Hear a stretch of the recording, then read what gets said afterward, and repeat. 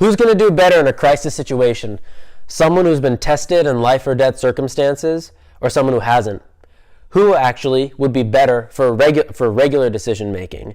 The emergency room ER doctor has learned how to cool their emotions and think rationally and quickly as to how to save a person's life. They have to think of every factor: the person's problem, whether it's a heart attack or overdose, the body part affected, the medicine they have available, and the likely probability of every choice working.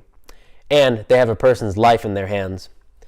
The successful ER doctor is one who has learned to eliminate fear and take the effective course time after time. That doctor loses themselves in their job, and the immediacy of the situations forces them to move past whatever stops them from making the tough and right choices. Urgency is the biggest component of the ER doctor's job that makes him so focused.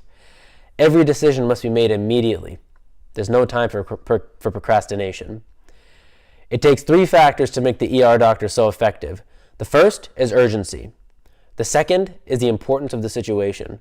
And the third is a full knowledge of the human body and medicine available.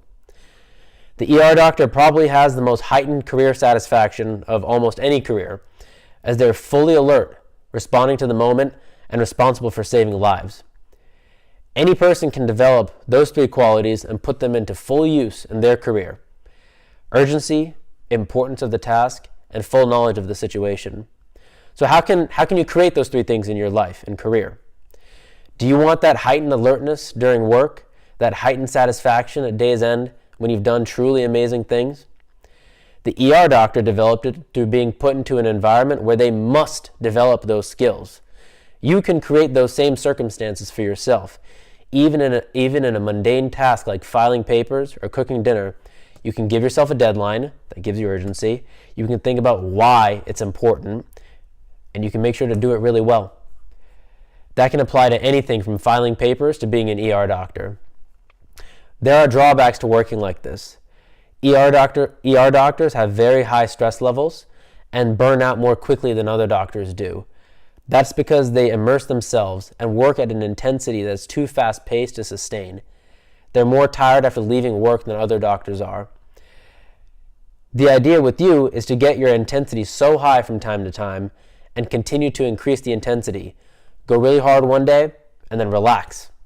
Go harder the next time and then relax.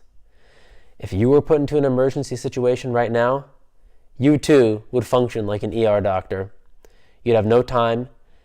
You'd be stepping into the unknown with total pressure, and you'd produce magic from it.